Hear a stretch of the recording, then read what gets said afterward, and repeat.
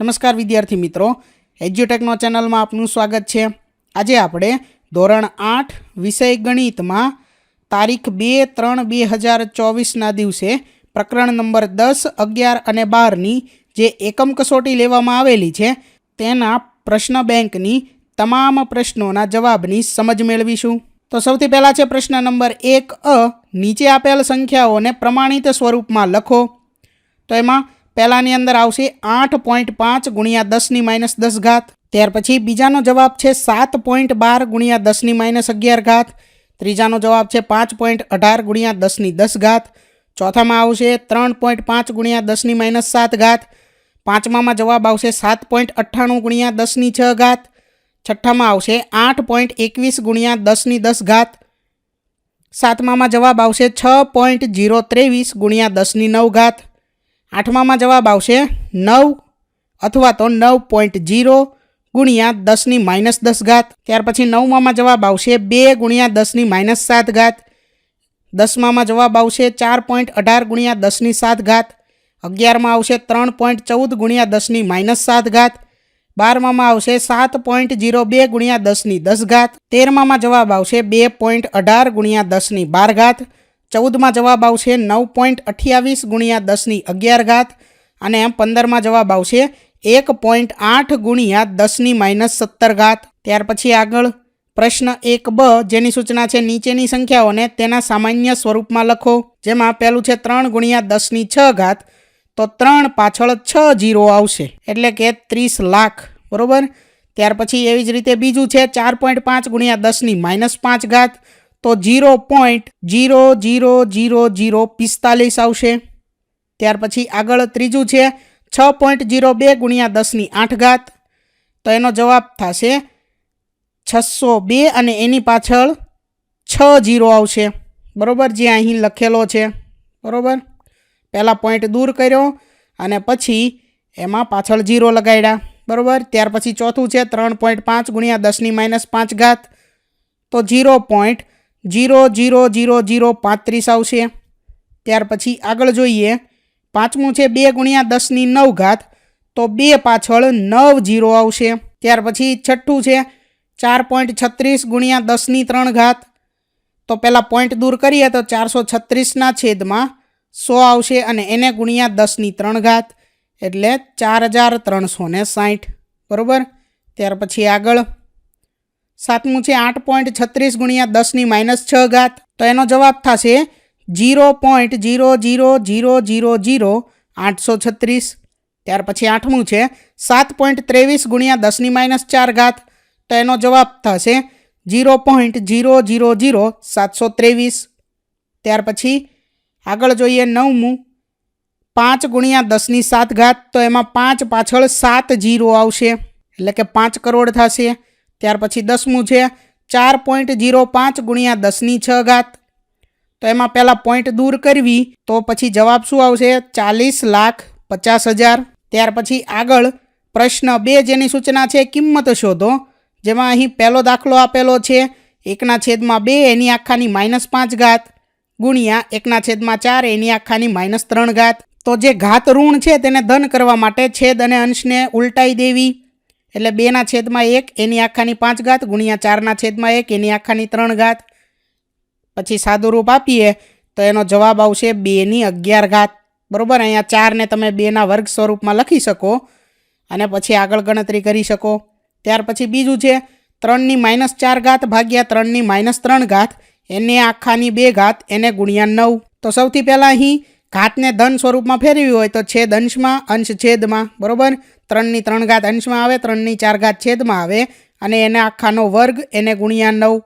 આ 9ને 3નો વર્ગ સ્વરૂપમાં લખી શકાય, બરાબર। ત્યાર પછી આગળ સાદું રૂપ આપીએ તો જવાબ અહીં શું આવે છે 3ની 8 ઘાત એના છેદમાં 3ની 8 ઘાત એટલે કે અંશ અને છેદ ઉડી જાય તો જવાબ આવે 1। ત્યાર પછી આગળ ત્રીજું છે 1/2 એની આખાની માઇનસ 2 ઘાત વત્તા 1/3 એની આખાની માઇનસ 2 ઘાત વત્તા 1/4 એની આખાની માઇનસ 2 ઘાત। ઘાતને અહીં ધનમાં ફેરવા, બરાબર। ત્યાર પછી સાદું રૂપ આપ્યું એટલે જવાબ આવે છે 29। ત્યાર પછી એવી જ રીતે ચોથું છે -2 ભાગ્યા 5 એની આખાની -2 ઘાત અને એની તે આખાની 4 ઘાત। તો પહેલાં અહીં ઘાતની ઘાતનો ગુણાકાર થાય એટલે 4 દુ 8 અને માઇનસ આગળ જે છે તે આવે એટલે -8 ઘાત થઈ જશે. ઘાતને ધન કરવી તો છેદ જે હતો 5 એ અંશમાં આવે અને અંશ જે હતા -2 એ છેદમાં આવશે. બરાબર, અહીં લખ્યું તે મુજબ. એટલે અહીં થશે 5/2 અને એની આખાની 8 ઘાત થશે. પાંચમું છે 8નો વર્ગ ગુણ્યા 2નો વર્ગ એનો આખાનો ઘન એને ભાગ્યા 64. તો અહીં 64 જે છે એને 2ની 6 ઘાત સ્વરૂપમાં આપણે લખી શકીએ. બરાબર, અને અહીંયા ઘાતની ઘાતનો ગુણાકાર થાય એટલે 2ની 6 ઘાત થઈ જશે, અંશમાં છેદમાં કેન્સલ, અને અહીંયા 2ની 3 ઘાત અને એની આખાની 6 ઘાત. બરાબર, ઘાતની ઘાતનો ગુણાકાર તો 2ની 6 તેરી 18 ઘાત એ જવાબ થઈ જશે. ત્યાર પછી આગળ પ્રશ્ન નંબર 3 નીચેના વિધાનોને સમપ્રમાણ અને વ્યસ્ત પ્રમાણમાં વર્ગીકરણ કરો. તો એમાં પહેલાની અંદર આવશે વ્યસ્ત પ્રમાણ, બરાબર, જે વિધાન છે એ. ત્યાર પછી બીજું વિધાન છે સમપ્રમાણનું, ત્યાર પછી ત્રીજામાં વ્યસ્ત પ્રમાણ, ત્યાર પછી સમપ્રમાણ, ત્યાર પછી સમપ્રમાણ, ત્યાર પછી છઠ્ઠું વિધાન વ્યસ્ત પ્રમાણનું આવશે. ત્યાર પછી આગળ 7મું વિધાન સમપ્રમાણ, 8મું સમપ્રમાણ, 9મામાં સમપ્રમાણ, 10મામાં વ્યસ્ત પ્રમાણ, 11મામાં વ્યસ્ત પ્રમાણ, 12મામાં વ્યસ્ત પ્રમાણ, 13મું વિધાન વ્યસ્ત પ્રમાણનું આવશે, 14મું વિધાન વ્યસ્ત પ્રમાણનું આવશે અને 15મું વિધાન સમપ્રમાણનું આવશે. ત્યાર પછી આગળ પ્રશ્ન 3b નીચેના દાખલા ગણો. તો અહીં રકમ આપેલી છે કે એક કાર 60 કિલોમીટર પ્રતિ કલાકની ઝડપે અમુક અંતર 40 મિનિટમાં કાપે છે. જો તેટલું જ અંતર 20 મિનિટમાં કાપવું હોય તો કારની ઝડપ શોધો. તો વિદ્યાર્થી મિત્રો, અહીં જે સમય છે એને x કીધું છે, અંતર જે છે કિલોમીટરમાં આપેલું છે એને y કીધું છે. બરાબર, ઝડપ છે કેટલી 60 કિલોમીટરની અને સમય કેટલો લે છે 60 મિનિટ લે છે. બરાબર, ત્યાર પછી સમય આપેલો છે બીજા કેસમાં કે 40 મિનિટમાં અમુક અંતર, એટલે કે અહીં જે અંતર છે તે આપણે મેળવવાનું છે. બરાબર, આ સમપ્રમાણ છે એટલે અહીં x1 એના છેદમાં y1 એના બરાબર x2 એના છેદમાં y2 કિંમત મૂકીએ. y2 જે છે તે મેળવવાના છે. સાદું રૂપ આપીએ તો y2 આપણને શું મળે છે 40 કિલોમીટર મળે છે. બરાબર, ત્યાર પછી આગળ જોઈએ દાખલો કે 40 કિલોમીટર અંતર 40 મિનિટમાં કાપે છે. બરાબર, તો હવે 40 કિલોમીટર અંતર 20 મિનિટમાં કાપે તો શું થાય? તો અહીં ઝડપનું જે સૂત્ર છે અંતર છેદમાં સમય, એમાં કિંમત મૂકવાની. અંતર 40 કિલોમીટર, સમય 20 કિલોમીટર, તો 2 કિલોમીટર પ્રતિ મિનિટ છે. બરાબર, અહીં ઝડપ એને આપણે કલાકમાં ફેરવીએ તો જે મળ્યો જવાબ 2 એને ગુણ્યા 60 એટલે ઝડપ થશે 120 કિલોમીટર પ્રતિ કલાક. અને વિદ્યાર્થી મિત્રો, અહીં આપણે દાખલાની રકમ ધ્યાનથી વાંચીએ તો પણ આપણને ગણતરી વિના લગભગ જવાબનો અંદાજ આવી જાય કે 1 કલાક એટલે કે 60 મિનિટમાં 60 કિલોમીટર કાપે તો 1 મિનિટમાં 1 કિલોમીટર કાપે. તો 40 મિનિટમાં જે અમુક અંતર કાપે એ કેટલું હોય? તો કે 40 કિલોમીટર જ હોય. હવે 40 કિલોમીટરનું અંતર જો 20 મિનિટમાં કાપે એનો મતલબ કે 1 મિનિટમાં 2 કિલોમીટર કાપે છે. બરાબર, તો 1 કલાકમાં એ કેટલું કાપી શકે 120 કિલોમીટર. બરાબર, એની ઝડપ કેટલી હોય ટૂંકમાં 120 કિલોમીટરની હોય. ત્યાર પછી આગળ જોઈએ દાખલા નંબર 2.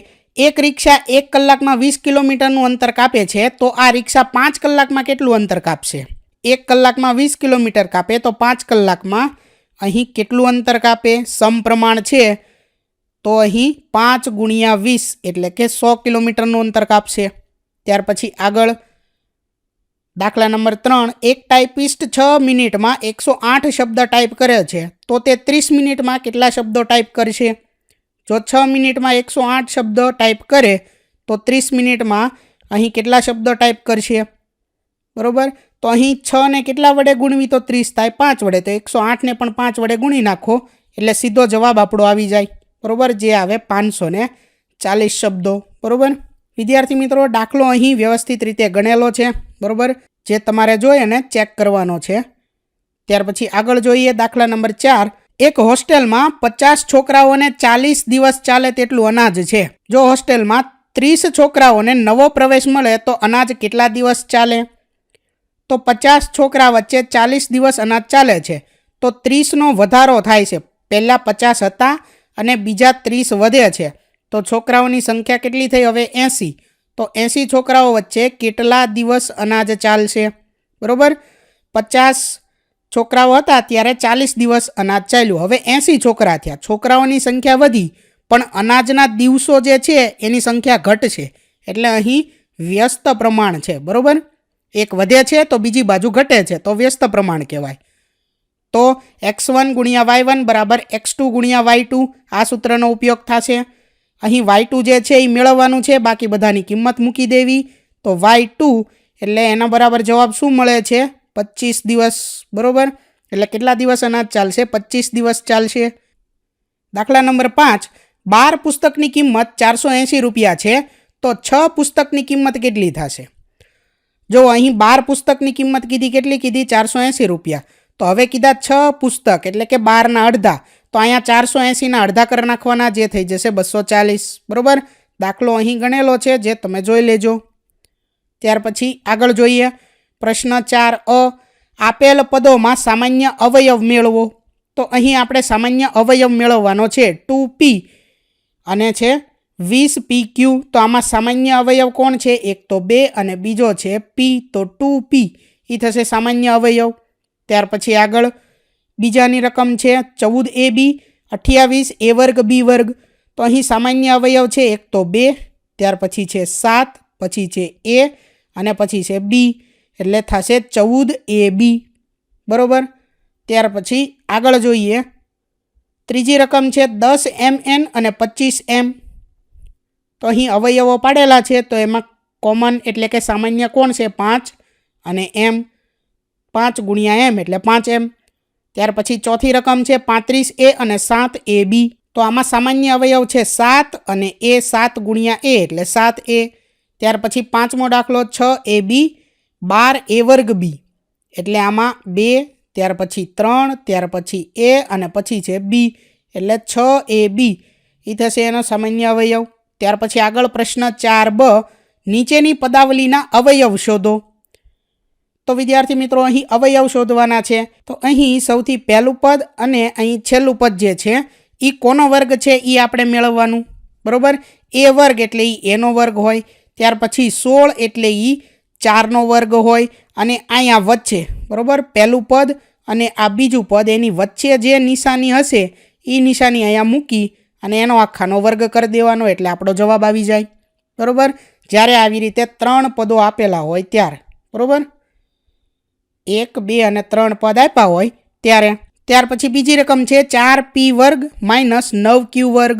તો અહીં a વર્ગ માઇનસ b વર્ગ એ નિત્યસમનો ઉપયોગ થાય, એટલે a માઇનસ b અને a પ્લસ b એટલે 2p માઇનસ 3q અને બીજા કાઉન્સમાં 2p પ્લસ 3q જવાબ આવશે. એવી જ રીતે ત્રીજાનો જવાબ 4y માઇનસ 3 અને 4y પ્લસ 3 અહીં ગુણાકારમાં લખેલું છે બંને. બરાબર, ત્યાર પછી આગળ જોઈએ દાખલા નંબર 4, 36 માઇનસ 12m વત્તા m વર્ગ. તો અહીં પહેલાં 36 જે છે એ 6નો વર્ગ છે. m વર્ગ ઇકોનો mનો વર્ગ હશે.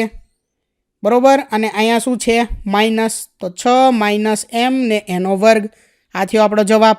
બરાબર, ત્યાર પછી અહીં પાંચમામાં પણ જવાબ એવી જ રીતે લાવવાનો છે. 4yનો વર્ગ એટલે 2નો વર્ગ 4 થાય અને y એટલે yનો વર્ગ હોય.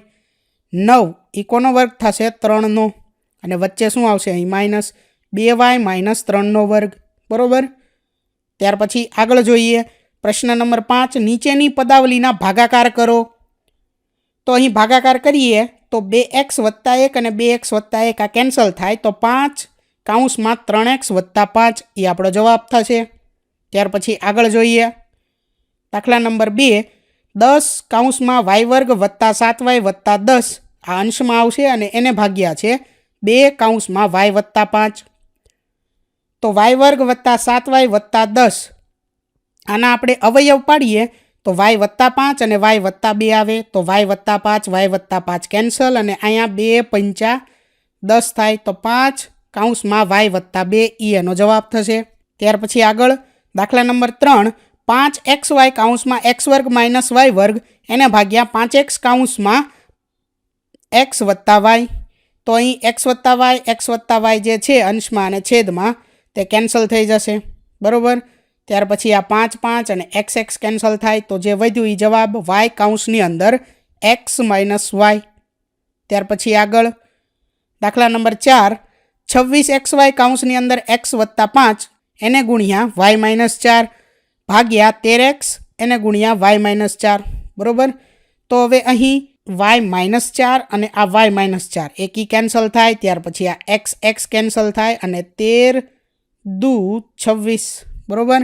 એટલે 2y કૌંસની અંદર x વત્તા 5 એનો જવાબ થશે. ત્યાર પછી આગળ દાખલા નંબર 5 4ab કૌંસની અંદર a વર્ગ વત્તા 6a માઇનસ 16 એને ભાગ્યા 2a કૌંસની અંદર a વત્તા 8. તો a વર્ગ વત્તા 6a માઇનસ 16 એના અવયવ a વત્તા 8 અને a માઇનસ 2 થશે.